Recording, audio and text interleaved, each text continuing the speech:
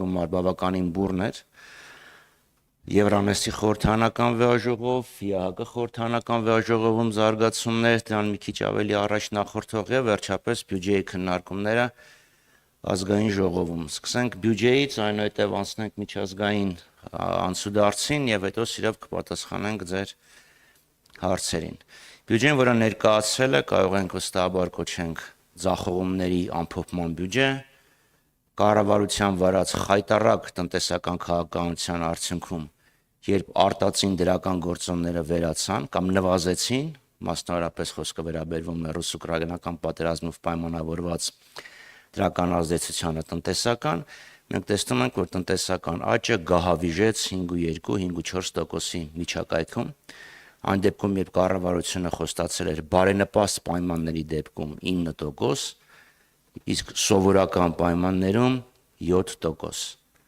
Հիմա մենք տեսնում ենք, որ կառավարությունը այդ թիրախին չի կարող հասնել, չի կարողանում։ Ունենք պետական պարտքի սրընթաց աճ, 2026 թվականին 6 տրիլիոնից անցնելու է պարտքը, այս տարավերջին արդեն 15 միլիարդ դոլարից է անցնում, այստեղ կարող եմ դրան դոլար ասեմ, որովհետև գոնե կենտրոնական բանկի փոխարժեքը կա, եւ ով պարադոքս իշխանության ներկայացուցիչները չեն էլ կարողանում նույնիսկ հաշվարկեն, թե պարտքը ինչ ազդեցություն ունի մեր տնտեսության վրա,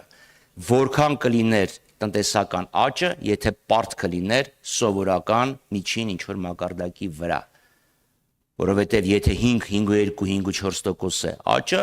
այդ դեպքում առանց պարտքի հասկանում ենք, թե դա ինչ կարող է լինել։ Մյուս խնդիրը իշխանությունների շեփորահարած միջին աշխատավարձի աճը, եթե միջին աշխատավարձը 300-306 հազար դրամի կարգի է, ապա բնակչության 3/4-ը միջին աշխատավարձից ցածր աշխատավարձ է ստանում։ Հասկանում ենք, չէ՞ դա ինչ է նշանակում։ 4-ից 3-ը միջին աշխատավարձից ցած են ստանում։ Այսինքն բևեռացումը մեծացել է, իսկ միջին աշխատավարձի հղումները պարզ մեքենայություններ են։ Եվ անհուսալի վարկերը 330 հազարից ավել անհուսալի վարկ կա այսօր մեր բանկային համակարգում։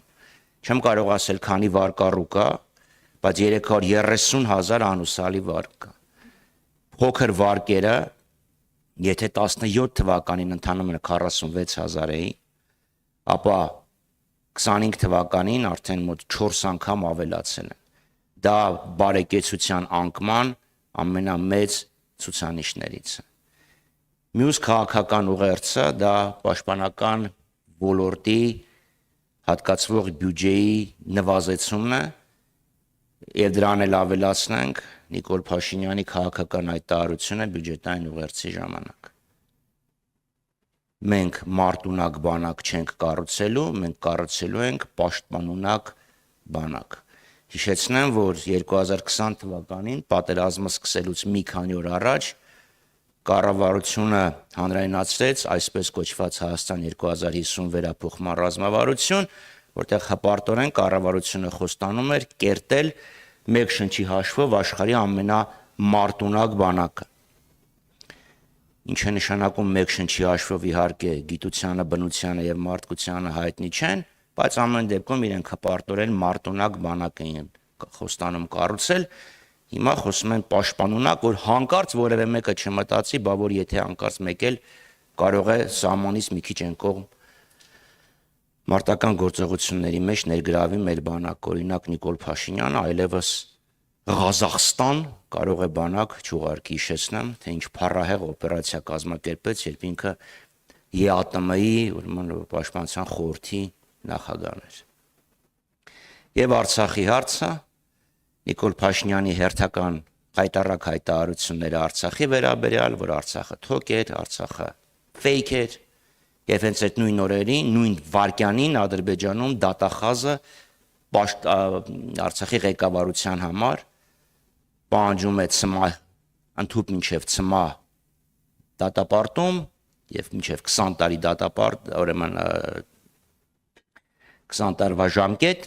եւ պատահական մարդկանց, որոնք հայտնվել էին այդ ծուղակում մինչև 16-17 տարի։ Նաեւ հիշեցնեմ,